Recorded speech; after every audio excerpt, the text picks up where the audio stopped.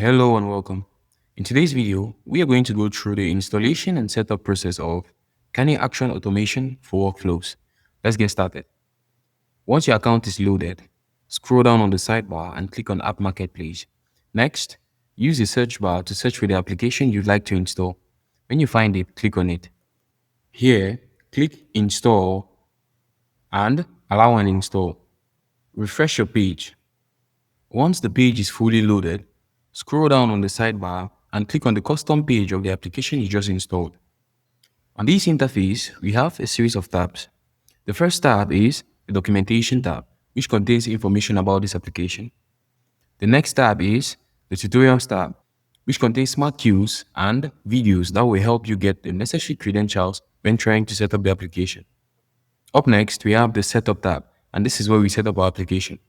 To set up the application, start by clicking on Start Setup. Next, head to your Canny account online and click on your profile. In your profile, click on Settings, and from there, click on API.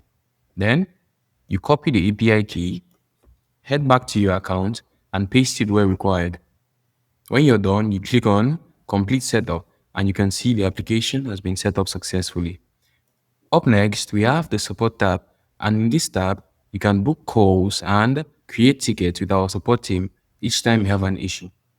Finally, the changelog tab keeps you updated on any change that was made in an application, and you can also receive notifications each time a change is made by toggling this on, filling in your email address, and clicking on subscribe. Thank you so much for watching this video. Don't forget to share and subscribe for more content. See you in the next video.